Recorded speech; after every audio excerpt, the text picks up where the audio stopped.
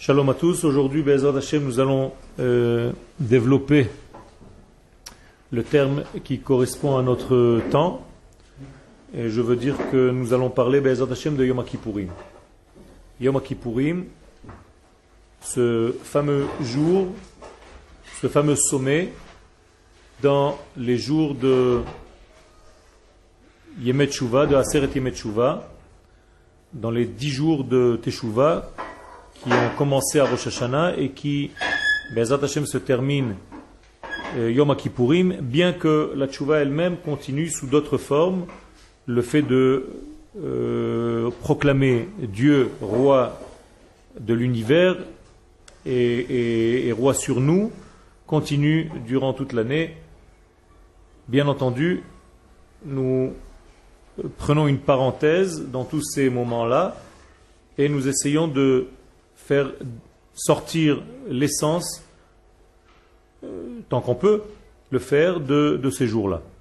Donc Yom Kippourim, on va essayer de comprendre un petit peu la racine et la qualité de cette journée. Vous remarquez tout de suite déjà que Yom Kippourim est au pluriel. On ne dit pas Yom Kippour, c'est une faute. Okay? Yom Kippour n'existe pas. Yom HaKippourim, la Torah parle de Yom Kippourim mais pas de Yom Kippour. Précisément au pluriel, pour nous dire que ce jour-là, deux mondes se rencontrent. C'est-à-dire nous avons un monde dans lequel nous sommes qui va rejoindre un autre degré, une autre vérité, la vérité en fait, absolue, l'intériorité de ce monde, ce qui se cache à l'intérieur de ce monde, et donc nous avons ce lien. Et lorsque nous faisons le lien entre ces deux mondes, nous pouvons parler de kapara, de nettoyage, et que le jour de Yom Kippourim puisse agir sur nous. Yom Kippourim hu echad bashana. Les sages nous expliquent un secret, c'est que Yom Kippourim est appelé l'unité du temps.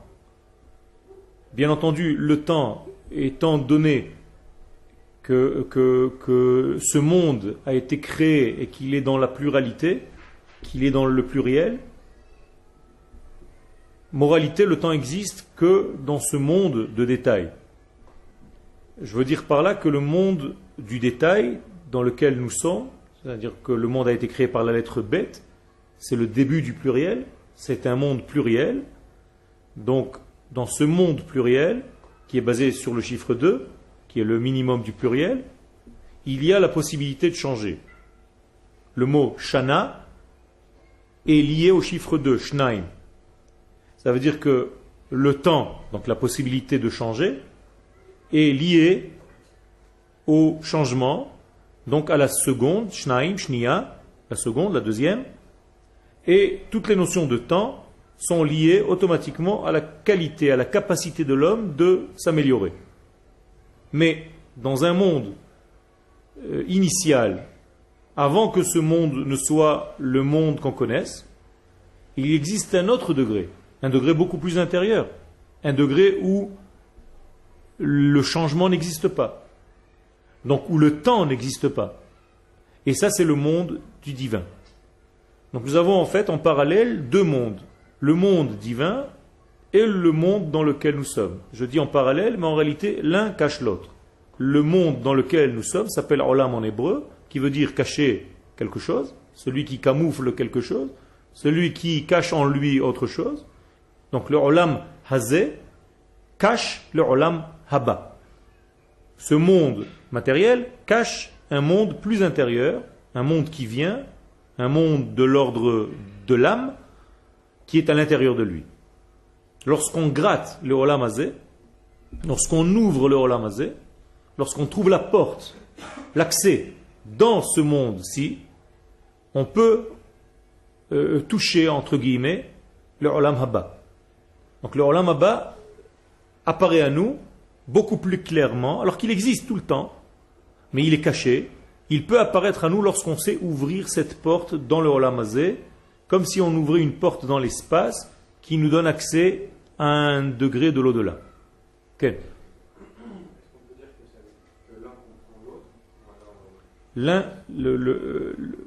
C'est comme un vêtement.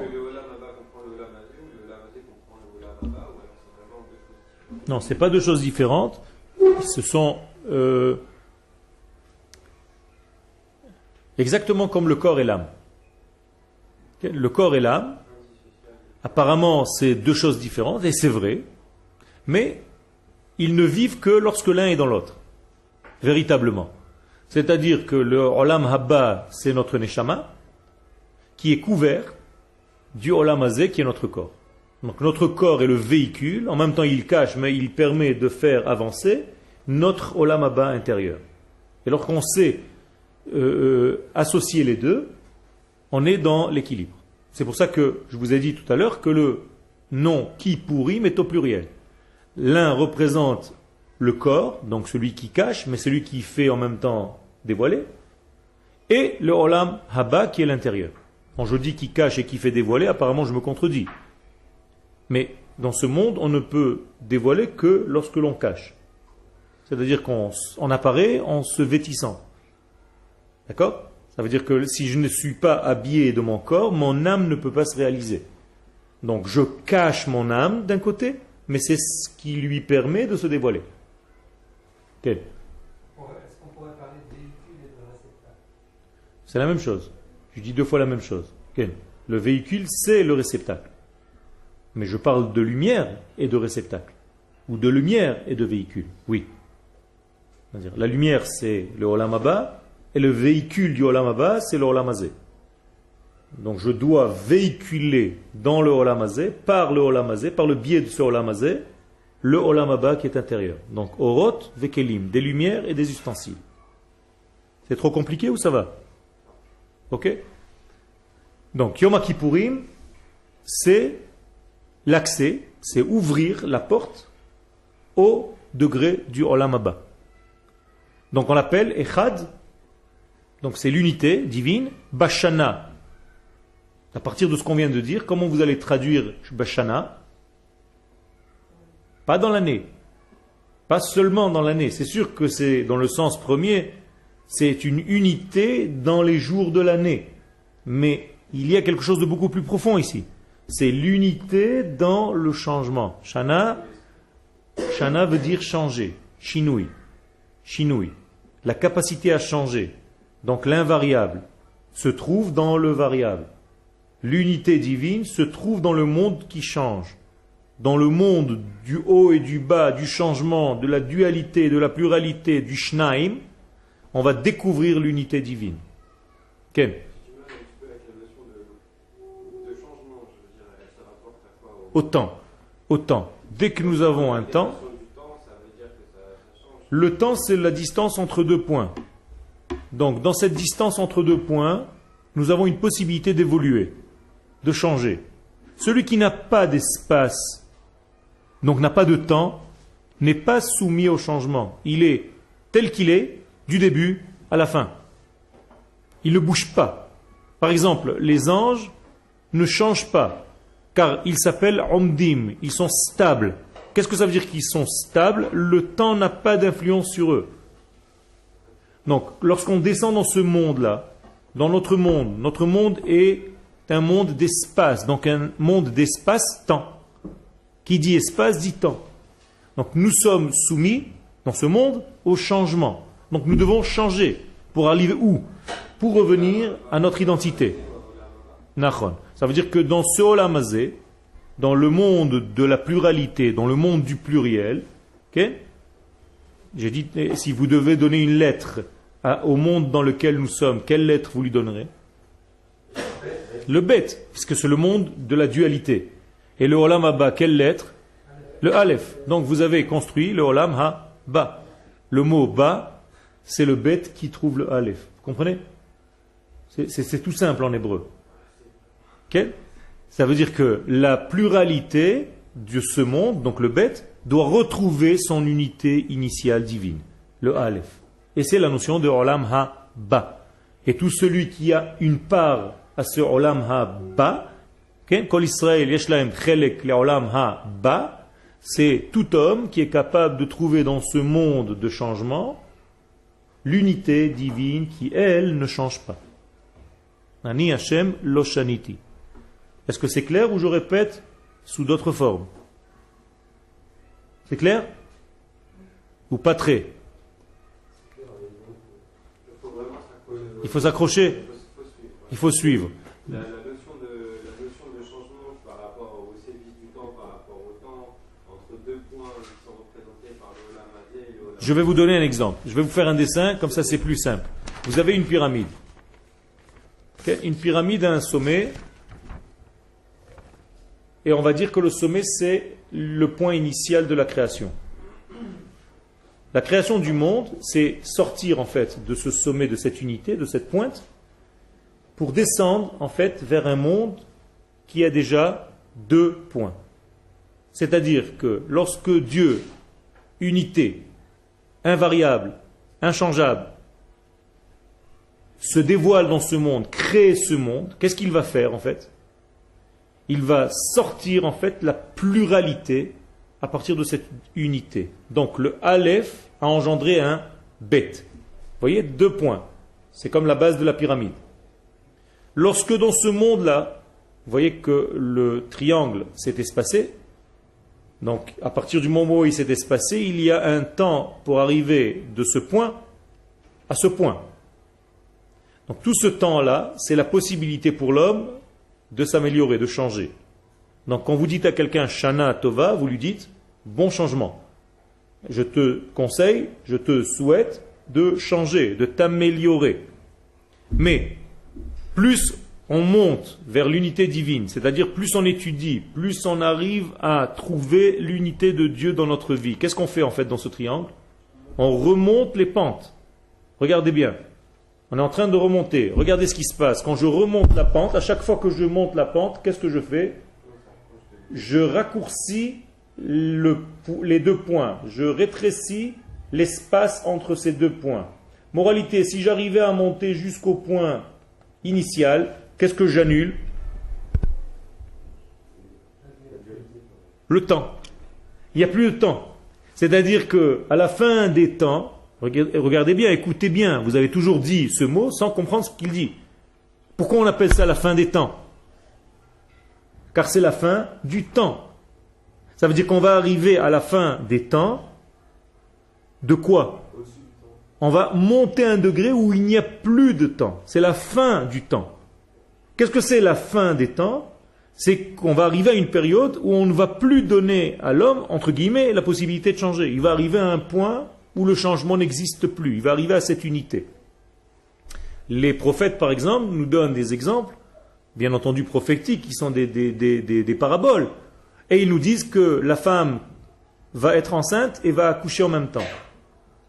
Donc il n'y a plus 9 mois de gestation.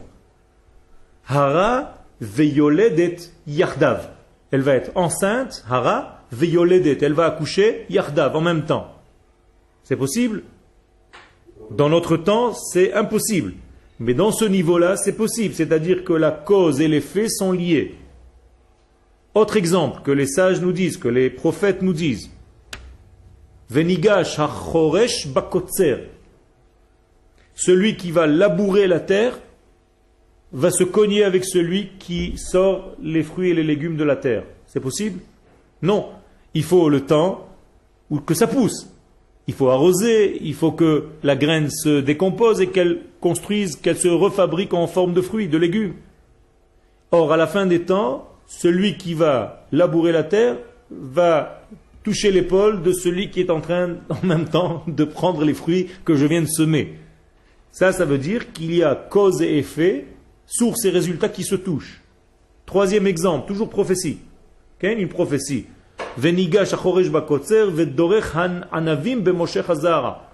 Tu prends la graine du raisin, donc le raisin, okay? et tu es en train déjà de sortir le vin. Avant que tu commences, déjà il est prêt. Ça veut dire qu'il n'y a plus de temps que le vin vieillisse dans les fûts et dans tout ce qu'on connaît à chaque fois que le raisin doit vieillir pendant des années. On a raccourci le temps, on a rétréci l'espace-temps. Qu'est-ce que ça veut dire tout ça? Ça veut dire tout simplement, pas que le temps n'existe plus, mais que les choses, quand on va arriver dans ce degré du divin, on va comprendre que chaque cause a un effet. Et quand est-ce qu'on va le comprendre? Immédiatement. On ne va pas attendre. C'est-à-dire que quand tu auras fait quelque chose de positif, tu auras la réponse immédiatement. Car il y a la fin du temps. Et chas v'shalom l'inverse. Quand tu feras quelque chose de négatif, immédiatement tu auras une conséquence. Vous comprenez comment ça marche? Donc c'est quelque chose, je conçois, difficile à entendre parce que nous sommes encore soumis au temps, mais le temps se raccourcit. C'est un sentiment même qui peut se ressentir aujourd'hui. Vous sentez que tout va vite. Le temps se raccourcit. Même au niveau réel, je peux arriver virtuellement d'ici à la au fin fond de la planète par Internet. Et combien de temps ça prend? Ça ne prend plus de temps, vous comprenez? Alors que pour diffuser ma parole il y a 500 ans, il fallait que quelqu'un écrive un livre, qu'il amène ce livre voir quelqu'un, et que quelqu'un diffuse, et ça pouvait prendre 500 ans avant que ça arrive. Aujourd'hui, tu parles et tu es entendu immédiatement. Donc le temps se raccourcit. Donc on est dans un monde où les causes et les effets sont en train de se toucher. C'est plus facile à comprendre maintenant. Ce degré-là, nous touchons ce point-là le jour de Yom Kippourim. C'est ça Yom Kippourim. Yom Kippourim, c'est comme si on nous disait, vous savez, vous allez arriver à un temps messianique, un temps où le temps n'existe plus, un temps où vous allez être complètement dans un monde qui touche le point du divin. Eh bien, de temps en temps, on va vous donner à goûter. Une fois par an, on va donner à goûter de ce monde-là. Et ce monde-là, c'est Yom Kippourim. Ce jour-là, c'est Yom Kippourim. Ça veut dire que Yom Kippourim, en fait, c'est comme s'il était en dehors du temps. C'est comme si c'était en dehors de l'espace-temps. Et donc, c'est comme si on annulait ce que nous connaissons de ce monde. Alors, qu'est-ce qu'on connaît de ce monde? Les plaisirs. On connaît le fait d'avoir à manger, de boire, de toucher sa peau, sa chair, son corps avec des pommades, des crèmes, des plaisirs, d'avoir des rapports, le monde physique. Donc vous avez 5 interdictions le jour de Yom Kippourim, qui sont en réalité comme si on te disait, mets entre parenthèses ton monde de plaisirs corporels, physiques, tels que tu les connais aujourd'hui. On va te monter dans un autre degré, tu vas faire un voyage spirituel vers le monde de Dieu, vers le monde du divin. Je viens de les dire.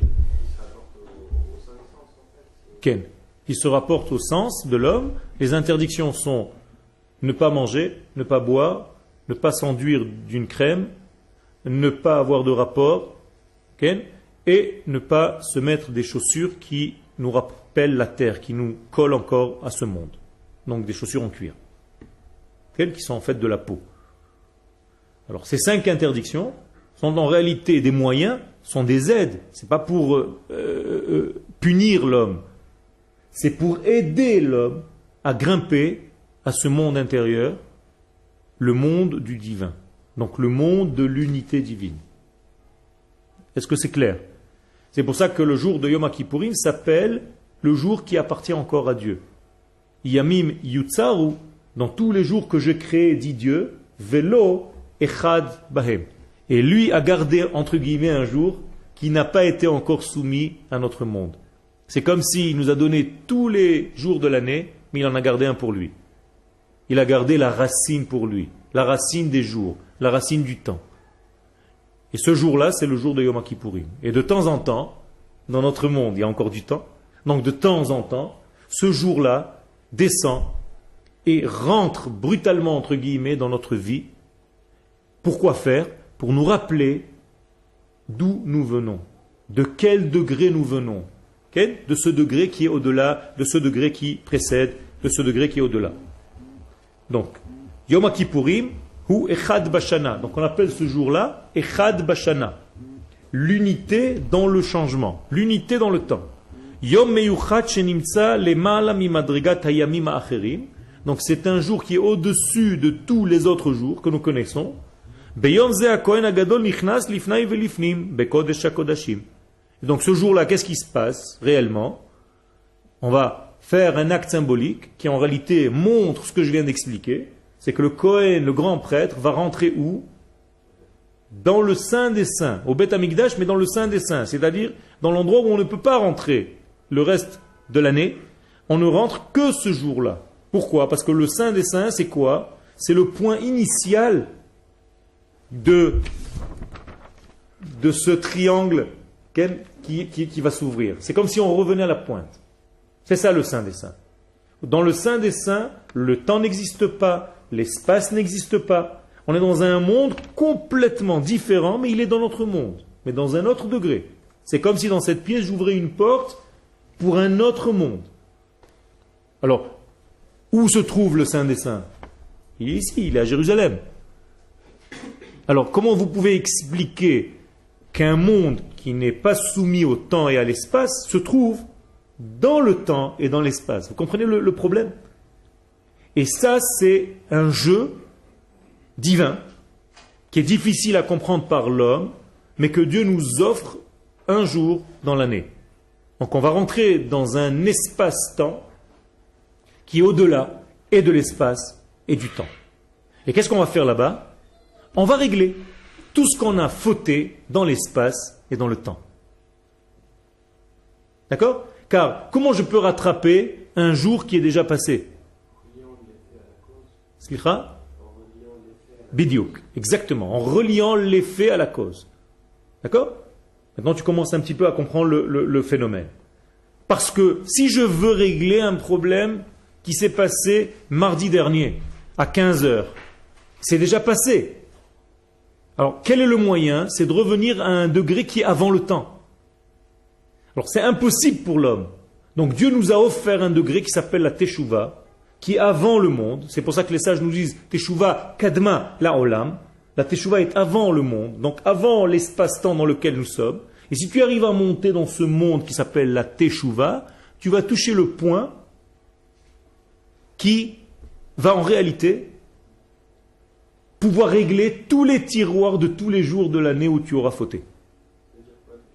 Teshuvah veut dire retour ou réponse. C'est la réponse à toutes les questions, c'est le retour à l'initial, à la cause première, à la source première, à la graine, avant que ce soit diffusé et que ça se mette en détail. Est-ce que le phénomène est clair? Exactement. Donc la Teshuvah, c'est l'unité, se revenir à cette unité, revenir à ce degré unitaire avant qu'il ne soit éparpillé, avant qu'il explose en détail.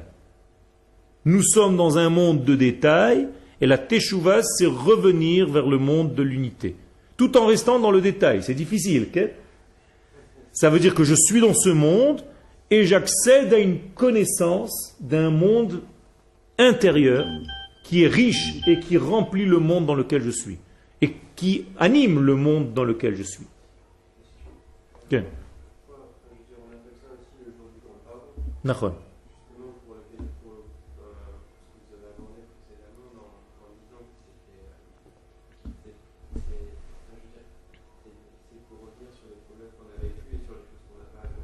Tout à fait. Tous les manques ou les détériorations, ce sont deux manques dans deux formes différentes, c'est-à-dire où je n'ai pas fait ce que je devais faire, c'est une forme de manque, ou alors j'ai fait quelque chose qu'il ne fallait pas que je fasse, c'est aussi une autre forme. Je peux te faire du mal de deux manières. Ou je te fais du mal, je te blesse, physiquement, moralement, mentalement, par la parole, ou je ne te fais pas quelque chose que tu attendais que je te fasse. D'accord? C'est-à-dire, tu attendais de moi, en tant qu'ami, de te dire bonjour au moment où je t'ai vu, et je ne t'ai pas dit bonjour, j'ai fauté. Par un manque. Ou alors j'ai fauté par une blessure. Donc, toutes les formes de manque, ou en plus ou en moins, peuvent se régler le jour de Yom Kippourim. Donc je dois arriver propre à cette journée-là, en ayant réglé le maximum de choses que je peux régler, que je connais. C'est-à-dire, si j'ai un problème avec un ami, je ne peux pas rentrer à Yom Kippourim avec ce problème-là. Car Yom Kippourim va me repousser, va me dire, tu restes dehors, tu ne peux pas rentrer. L'accès est interdit. Pourquoi? Comme on a dit que c'est un jour divin, que c'est un jour limpide, que c'est un jour supérieur. Je ne peux pas rentrer avec des problèmes que je n'ai pas essayé de régler déjà moi-même. C'est-à-dire que cette journée-là, imaginez-vous que c'est un mikvé. Tout à fait. Si des choses que vous pouvez régler, vous ne les avez pas réglées, ce jour-là, ce mikvé vous refuse l'accès, entre guillemets. C'est comme s'il y avait un refus. Comment ça va se traduire par les sages? Averot, chez Ben Adam la Chavero, les problèmes, les averot, comment on dit avera? Les manques, les malfaits, je ne sais pas. Okay? Entre un ami et un autre ami, en Yom Kippourim echaper. Ad sheyiratze et chavero. Le jour de Yom Kippourim n'y peut rien, il ne va pas te régler tes problèmes tant que toi tu n'as pas fait l'effort d'aller demander pardon à ton ami. Pourquoi? Parce que si tu arrives avec ce problème que tu connais, je ne parle pas de problème que tu ne connais pas. C'est pas une absolution. Qu'est-ce que ça veut dire? Une absolution, c'est pas ça y est, on rentre, on est lavé et on ressort. Alors, oui, effectivement, il y a, on rentre, on est lavé et tout, mais Oui, mais je veux dire, entre nous et Dieu. il y a- Tout à fait. Alors, ce qui est, on est rentré, on se lave, c'est entre nous et Akadosh Baruch Hu. Mais entre nous et notre voisin, c'est-à-dire les problèmes de ce monde-là, c'est à toi de les régler. Ne crois pas que Dieu va venir te régler parce que tu as volé de l'argent à ton ami. Ken, tu ne seras pas réglé tant que tu ne vas pas rembourser cet argent. Arrête de raconter des salades. Ne va pas prier au kotel, ne viens pas à Yom Kippourim pleurer, alors que tu dois 1000 shekels à ton ami, et ton ami souffre de ce manque de 1000 shekels que tu lui as pris, et tu ne le rembourses pas, et toi tu es en train de demander à Kadosh Baruch Hu pardon de lui avoir volé ces 1000 shekels. Ça n'existe pas. Tu dois régler tes dettes avant. Et après tu peux venir propre au maximum de tes possibilités, et alors ce jour-là va faire l'effet sur toi. D'accord? Donc c'est très très important de comprendre ce détail-là, qui est en réalité un tout. Donc, sans cela, c'est comme si le jour de Yom Kippourim te dit, écoute, je ne peux pas te laisser rentrer, ça ne sert à rien que tu rentres, tu n'as pas encore réglé tes affaires, tu n'as pas été au maximum de ce que tu peux toi. Fais le maximum de ce que tu peux, fais tes chouvas, va voir tes amis, va régler tes problèmes, même vis-à-vis de Dieu, essaye de prendre conscience de tout ce que tu as fait. Avec ce degré-là, je peux t'accepter. Le jour de Yom Kippourim, tu vas continuer à faire le travail là-bas parce que le travail essentiel va se faire là-bas. Mais il faut que tu rentres déjà avec une certaine qualité. Il faut que tu aies intégré un certain niveau pour arriver à toucher le jour de Yom Kippourim, plus exactement pour que Yom Kippourim te touche. Donc, on va montrer ça par l'accès du Kohen Gadol au Saint des Saints. Qu'est-ce que c'est le Kohen Gadol? C'est notre envoyé. C'est comme si c'était le peuple entier qui rentrait où? Rencontrer qui? L'essence même de notre vie. La graine. Donc il va rentrer à la source du monde, à la source de la vie, et au niveau de l'espace et au niveau du temps. Car où a commencé l'espace de la création du monde? Dans ce lieu.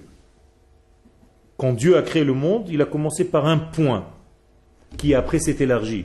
Et les sages nous disent que ce point, c'est le Saint des Saints. Et de là-bas, toute la création, tout le cosmos, tout l'univers a commencé à se créer. Donc, moralité, le jour de Yom Kippourim, on va à la source de l'espace, de tout l'univers, de tout le cosmos, et à la source de tous les temps. Par la source de tous les hommes. Le Kohen Gadol, qui est le sommet du peuple. Ok?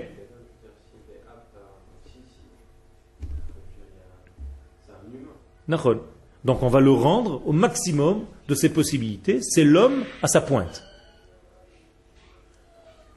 Donc on le prépare. Il faut que ce soit un homme très très sage d'avance. Il faut que ce soit quelqu'un de très grand. Et au maximum de ses possibilités, on va le faire rentrer, accéder à ce degré-là. Donc c'est le sein des hommes, dans le sein du temps, dans le sein de l'espace. C'est la pointe, la graine de tout. Donc c'est le modèle initial dans toutes les formes de ce monde. D'accord? C'est pas évident, et c'est un travail. C'est pour ça que c'est un travail très difficile. Et lorsque le Kohen Gadol sortait de là-bas, c'est une grande fête. Okay. Et, okay. Il y avait certains problèmes, Ok? Dans d'autres lieux, dans d'autres temps où le Kohen Gadol achetait, s'affaissait en fait toute la journée de Yom Kippourim, n'avait plus le même effet, les Kohanim achetaient leur keuna, leur rôle dans le degré. Ok? Mais là on parle de l'essence comme elle devait être. Ok? Je posais cette question parce que justement, si c'était censé être la graine de la graine, la pointe de la pointe, je veux dire, c'est presque, ça devient vraiment une âme, vraiment, parce que ça devient quelqu'un de très très très spirituel dans un corps. Dans un corps. Le corps est aussi très spirituel. Ouais. Mais je veux dire, sans tous les problèmes rattachés. Tout à fait. Avec beaucoup moins de contraintes. Exactement. C'est-à-dire que c'est un homme qui dépasse en fait, qui est au-dessus de tous les petits problèmes, de toutes les petites bagarres, de toutes les petites guéguerres. C'est un homme qui a dépassé tout ça. C'est le grand prêtre. Et avec tout ce que ça veut dire. Quand il y a des petites querelles, on vient devant chez le grand prêtre et il nous fait calmer tout de suite. C'est quelqu'un de très grand, qui dépasse les petites querelles. C'est un homme qui doit être entre. Entre. Qu'est-ce que ça veut dire entre? Comme le blanc du papier, qui est entre les lettres, qui est entre les mots, entre les lignes. C'est quelqu'un qui est entre. Donc un dénominateur commun. Et c'est un degré, c'est un travail pour arriver à être un grand prêtre, c'est pas n'importe quoi.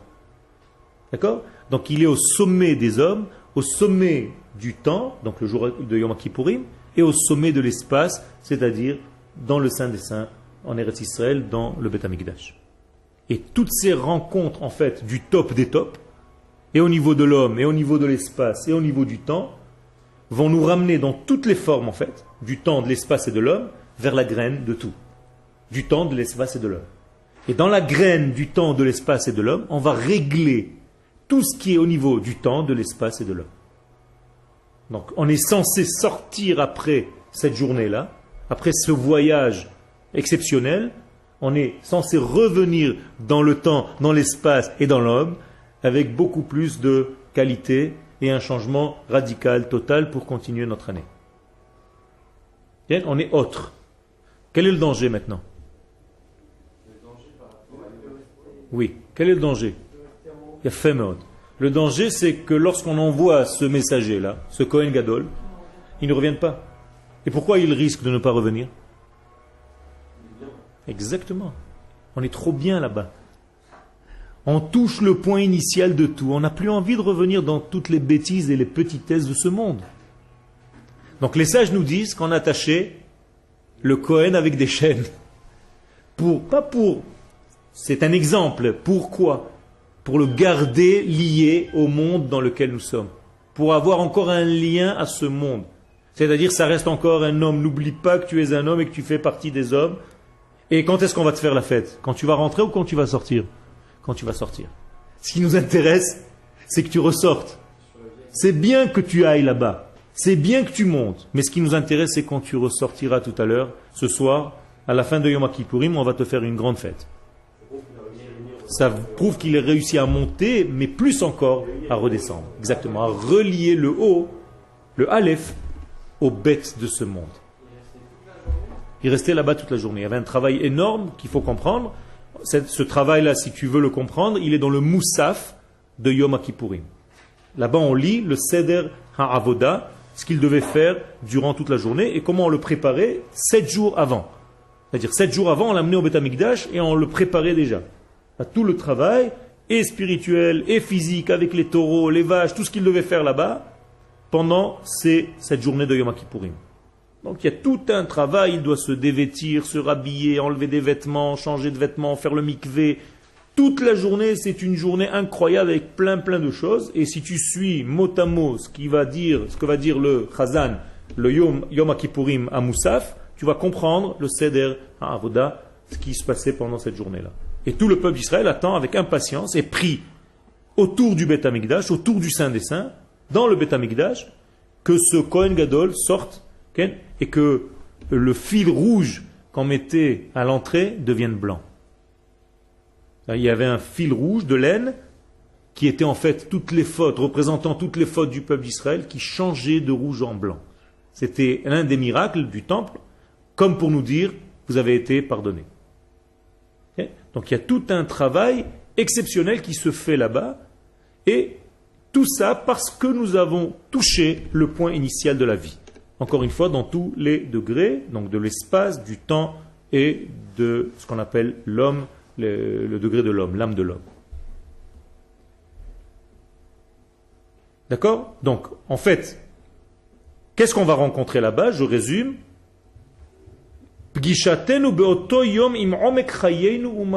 On va rencontrer en fait ce que nous sommes dans notre vie la plus intérieure. Ce que nous sommes dans notre identité la plus vraie. On va se rencontrer nous-mêmes, comme nous étions à l'initial, au début, au point premier, avant que nous devenions ce que nous sommes devenus. Comment tu étais, comment tu es devenu. Okay? C'est exactement ça. Okay? On va nous montrer comment nous étions au départ. Qu'est-ce que ça veut dire comment nous étions au départ? Comment Dieu voulait qu'on soit. Comment Dieu nous avait programmé qu'on soit. Et à combien de distance je suis aujourd'hui de ce degré-là. Grâce au temps ou à cause du temps. Car le temps peut devenir un piège. Si tu ne changes pas dans le bon sens, il va te faire descendre dans le sens négatif. C'est pour ça qu'on dit Shana Tova. Pas seulement Shana. Change, mais en bien. Pas seulement bonne année. Shana, de la racine du mot Shinui. Changement. Okay? Donc on te souhaite de changer dans le bon sens. Car tu peux changer, Chaz v'Shalom, dans le mauvais sens. On continue. Alors maintenant, qu'est-ce qu'il faut faire pour arriver à cette rencontre du troisième type? Okay? Ou du cinquième type, je ne sais pas. Alors la Torah nous dit, si tu veux arriver à réaliser, à gagner, à réussir cette journée-là, avec tout ce qu'elle comporte, il faut que tu sois dans un mode où tu subis les choses, où tu n'es plus actif. Arrête d'être actif ce jour-là, sois plus passif. C'est-à-dire, annule, entre guillemets, le maximum de tes activités humaines, car tu gênes, plus qu'autre chose. Arrête de gêner. Arrête de me gêner. C'est comme si Dieu nous disait, un jour dans l'année, arrêtez de me gêner. Arrêtez de gesticuler dans tous les sens. Arrêtez de parler n'importe quoi. Arrêtez de penser n'importe quoi. Arrêtez d'avoir des plaisirs qui sont en dehors complètement de mon système que j'ai créé pour vous. Je veux que vous ayez des plaisirs, mais des plaisirs comme je les ai prévus pour vous. Le vrai plaisir. Donc aujourd'hui, vous allez arrêter, vous allez chômer, vous allez annuler votre existence entre guillemets terrestre et on va se rencontrer. Donc vous allez vous habiller en blanc. Pourquoi vous allez vous habiller en blanc? Parce que le blanc est une couleur qui n'en est pas une. C'est nouveau le point d'origine. Exactement. C'est la source de toutes les couleurs. Dans le blanc, il y a toutes les couleurs, mais avant qu'elles ne deviennent ce qu'elles sont. Donc en réalité, c'est comme si on nous disait, délavez-vous. Arrêtez de prendre un coloris, une nuance, ni bleu ciel, ni bleu foncé, ni noir, ni gris, ni rouge, ni vert. Soyez à la source de tout. Donc vous voyez, ce que je vous ai dit tout à l'heure, où on revient à la source de l'espace, du temps et de l'homme, même ici, à la source des couleurs, au blanc. Ce n'est pas par hasard que c'est la couleur avec laquelle on habille, qui n'est pas une couleur, les morts. Qu'est-ce que c'est que le mort? Il est dans la passivité la plus totale. Eh bien, le jour de Yom Kippourim, on devient un petit peu passif, comme un mort, concernant le monde qu'on connaît ici. Pour revivre dans un autre monde durant toute la journée de Yom Kippourim. Donc on est un peu mort ici, mais vivant ailleurs. Ça vous va? Vous comprenez un petit peu? Où est-ce qu'on va devenir vivant véritablement? Grâce, entre guillemets, à la mort d'ici, dans cette pointe à la source de la vie, dans ce degré divin qu'on appelle Yom Kippourim. C'est comme si on rentrait dans un mikvé divin, mikvé Israël Hashem. On rentrait dans un mikvé du divin, et là-bas on se ressource totalement, à condition de ne pas gêner, d'être passif ce jour-là, c'est-à-dire passif à la traversée de Dieu, pas passif inutile, pas aller dormir, mais devenir passif pour que Dieu te traverse, de devenir en fait canal limpide, propre, pour la circulation du divin à travers toi. Deviens un canal pour Dieu. Laisse-le passer. Laisse-le se dévoiler dans le monde en passant par toi. Ne gêne pas, n'obstrue pas tes canaux. Ouvre-les, ouvre-toi. C'est-à-dire, j'essaye de vous expliquer avec un maximum de termes pour que ce soit très clair. Donc, les nif'alut velo le asiya beyom kippourim. Donc, on va moins faire, on va plus se laisser faire, se laisser traverser. Beyom asi shebekdushat azman. Donc, dans cette journée qui est en fait le sommet de la sainteté du temps, donc avant le temps même, car on va toucher le point qui est avant le temps. Am Israël ba bemaga im shoresh advarim. Le peuple d'Israël vient en contact avec la source et la graine de toute chose. Umiyad leachar ha'aliyah hachada shel yom kippourim. Et immédiatement après cette montée brutale, car c'est une montée brutale, c'est un changement brutal dans notre vie, Yom Kippourim. Eh bien, immédiatement après, on est obligé vite de revenir à l'existence réelle, physique, matérielle de ce monde. Qu'est-ce qu'on fait? La sortie de Yom Kippourim, on rompt le jeûne, mais pas seulement ça. Qu'est-ce qu'on fait après? Il a fait. On commence à construire la soukha. Qu'est-ce que c'est le symbole? C'est revenir toucher la matière, toucher les éléments de ce monde pour dire à Kadosh Baruch Hu, j'ai fait un voyage chez toi, mais ce n'est pas l'idéal. L'idéal, c'est de faire tout ce que j'ai rencontré là-bas, ici, dans le monde de la matière, dans le bête. Exactement. Donc la soukha va profiter de toute la kedusha que j'ai recueillie là-bas, dans ce voyage, et je vais la faire descendre, cette kedusha, dans cette soukha. D'accord? Donc la soukha elle-même, c'est le nom de Dieu, les deux noms de Dieu. Quand vous voyez le mot soukha, vous voyez que c'est l'enveloppe. L'enveloppe, okay, c'est le nom de Dieu que l'on dit, et l'intérieur, c'est le nom de Dieu que l'on voit. Okay? Si, immédiatement après. Tout de suite. Dès qu'on a rompu le jeûne, on va rentrer dans la soukha pour construire. 4 jours après, c'est déjà la fête. Si tu n'as pas construit de soukha, je ne sais pas où tu vas rentrer.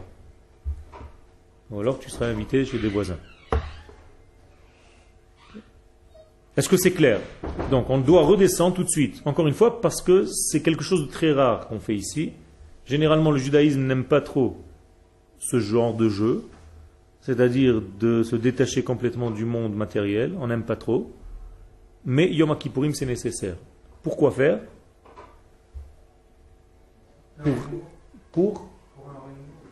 Pas pour un renouveau, pour réaliser d'abord que même ce monde intérieur dans lequel je suis, sa source, elle est là où elle est divine. Et donc je dois de temps en temps, on me fait toucher ce divin, on me dit, ne crois pas que ce monde est laissé à l'abandon, ne crois pas que ce monde est livré à lui-même, il y a un dirigeant, toutes les valeurs de ce monde sont des valeurs de Kodesh. Toi, tu es un petit peu paumé peut-être dans ce monde, tu as l'impression que les choses avancent n'importe comment. Alors on va te faire un voyage une fois par an, on va tous en séminaire, on va rentrer dans un bus spirituel qui s'appelle Yom Kippourim, on va te faire toucher du doigt de l'esprit, du temps, de l'espace, les points initiaux de tous ces degrés que je viens de dire. Et quand tu vas revenir dans ce monde, tu vas dire aux gens, tu sais, j'ai voyagé hier, j'étais dans un monde où c'est la source de tout. Ne croyez pas que ce monde, il est n'importe quoi. J'ai vu le patron. J'ai été chez le patron. Il y a un patron à ce monde. Qu'est-ce que c'est censé me faire? D'abord me calmer. Pourquoi? Ça me rassure parce que je me dis que je ne suis pas livré à n'importe quoi. Il y a un dirigeant, quelqu'un veut de moi. Ce monde est dirigé. Les choses n'arrivent pas n'importe comment. Il n'y a pas des guerres parce que celui est devenu fou et qu'est-ce qu'on va devenir et l'autre il va nous tirer dessus, machin. Ça te calme, ça te rassure. Il y a quelqu'un, il y a un père qui dirige tout ça et qui est très proche. Donc tu te remplis de quoi? De joie, de simcha, de émouna. Comment s'appelle Chag HaSukkot? La fête de la émouna et de la joie. Zman simchatenu. Pourquoi? Ça devient clair maintenant, c'est limpide que quelqu'un veut de moi. D'ailleurs, la représentation de la soukha, c'est que je suis sous sa protection. Je suis même capable de sortir de chez moi. Des murs que je me suis construit, du béton, où je crois que c'est là-bas ma sécurité. Et je me mets dans une petite baraque de rien du tout. Et je me dis à Kadosh Baruch Hu, j'ai compris que tout ce monde, c'est toi qui le tiens. Donc je peux dormir même dans un petit bout de bois, de rien du tout. C'est toi qui surveilles ce monde. C'est toi qui es à la base de ce monde. Et ce monde est complètement divin. Je me donne à toi. Je vais dormir dans la soukha. Pas évident de dormir dans la soukha. Je me livre. Quand on est capable de dormir à côté de quelqu'un, c'est qu'on lui fait confiance. Si vous ne faites pas confiance à quelqu'un, vous ne pourrez jamais vous endormir à côté. Ne serait-ce que de dormir à côté de quelqu'un qui conduit mal. Vous avez toujours l'impression qu'il faut que vous restiez éveillé parce qu'il fait n'importe quoi. Alors ça vous empêche de dormir. Et quand vous vous endormez à côté de quelqu'un qui conduit, c'est que vous lui faites confiance. Et la même chose dans la vie. Et donc Akadosh Baruch Hu nous dit, dormez dans la soukha. Faites-moi confiance. Je suis là. Je vous protège. C'est moi le dirigeant de ce monde. C'est pas le béton et les 3 mètres d'épaisseur de ton mur que tu as construit qui vont te surveiller. Est-ce que c'est clair? Tout ça, c'est grâce à Yom Kippourim, à cette rencontre-là avec Yom Kippourim. Donc on revient après. Et ça va aiguiser chez nous la valeur de toutes les choses. On va sortir de Yom Kippourim et on va se dire, tu sais, finalement, le monde, c'est pas ce que je pensais. Maintenant que j'ai vu, dans cette journée de Yom Kippourim, où on est monté, que je reviens dans ce monde pour construire ma petite soukha, j'ai d'autres valeurs.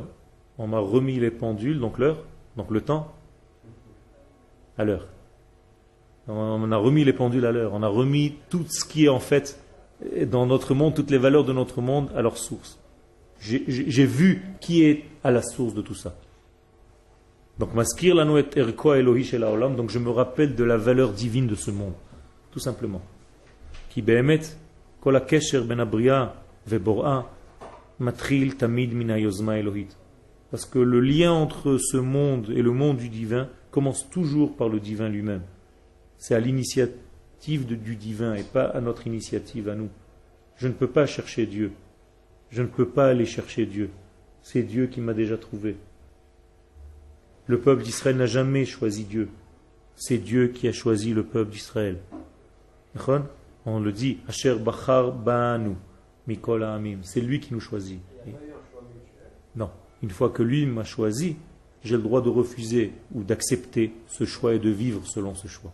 Mais c'est lui qui a commencé. C'est lui qui a l'initiative de ce choix. Okay? Lui m'a choisi et moi j'ai le choix d'accepter son choix, donc de le réaliser ou de l'étouffer en moi. Clair?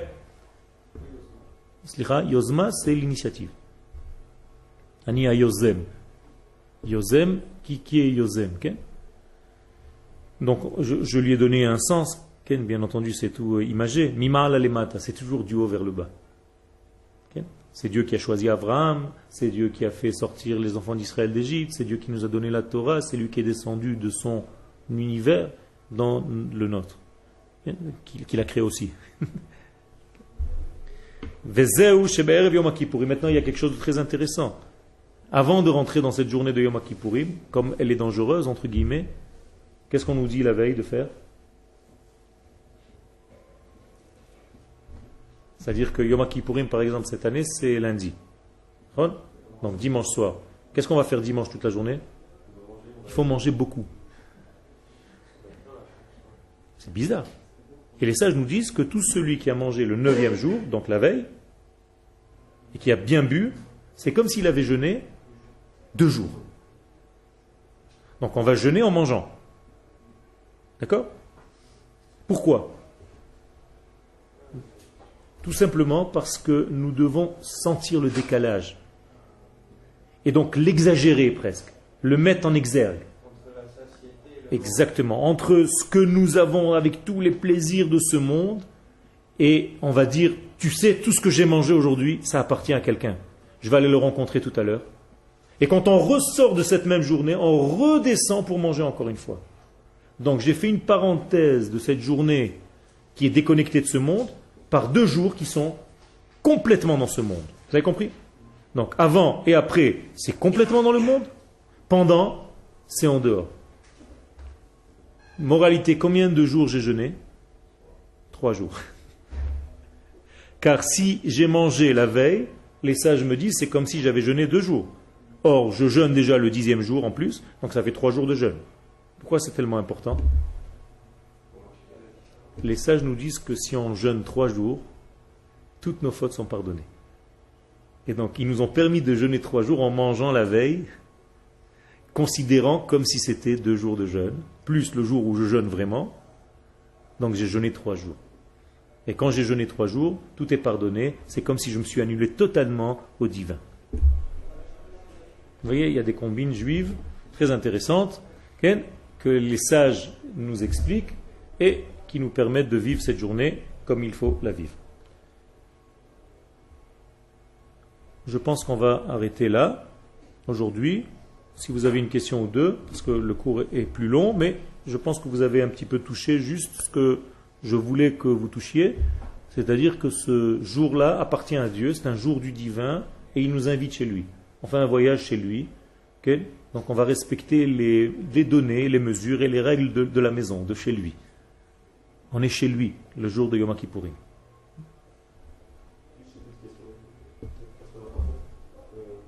On dit donc à Kippour c'est le point initial. Okay. Donc si c'était logique, le Kohen c'est le point initial de l'humanité, le Kodesh Kodashim c'est le point initial. Kippour ça devrait être le point initial, le jour initial de la création aussi. D'accord. C'est pour ça que l'essentiel en réalité, où se réalise vraiment la création du monde? Quand est-ce qu'elle se réalise?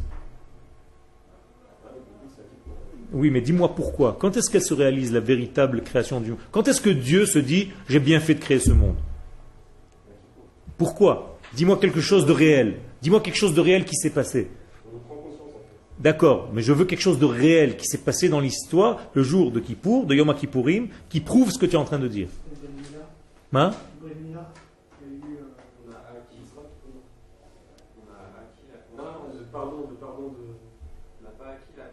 Oui, mais vous n'avez pas encore touché le point.